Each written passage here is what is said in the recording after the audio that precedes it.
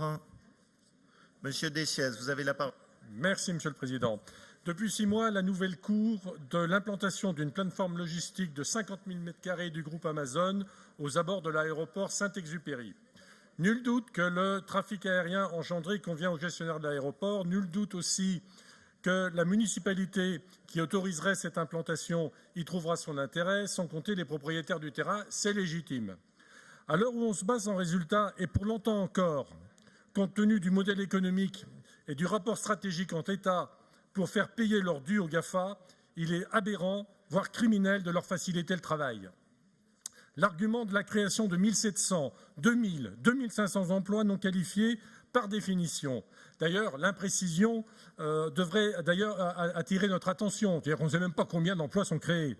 L'argument de la création d'emplois, dis-je, est fallacieux, car les modèles pour les remplacer par des drones dans des tâches d'assemblage des commandes existent déjà. En revanche, la destruction d'emplois qualifiés par concurrence déloyale est déjà actée. C'est le même raisonnement de création factice d'activités économiques, la recherche de la solution de facilité, masquant d'ailleurs toutes les formes de connivence qui a permis l'implantation massive dans notre pays de la grande distribution financiarisée. L'absence de réaction des autorités, voire la complaisance, est d'autant plus inadmissible qu'au même moment aux États-Unis, le gouvernement cherche à appliquer à Amazon la loi antitrust et donc envisage son démantèlement. Il y a beaucoup de raisons de décourager ce type de commerce. La capacité à sortir du paysage une entreprise par le biais du référencement asymétrique, voire du déférencement tout simplement.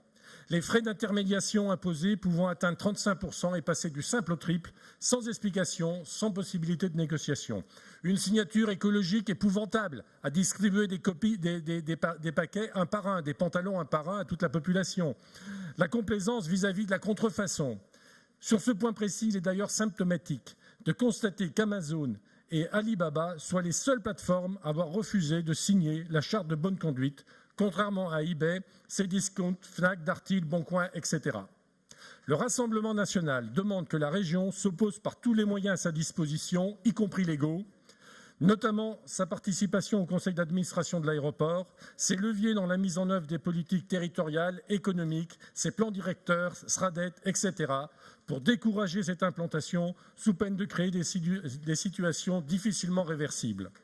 À défaut de taxer les GAFA à leur juste niveau, on peut au moins les obliger à utiliser les fins infrastructures existantes qui, elles, payent leurs impôts au centime près.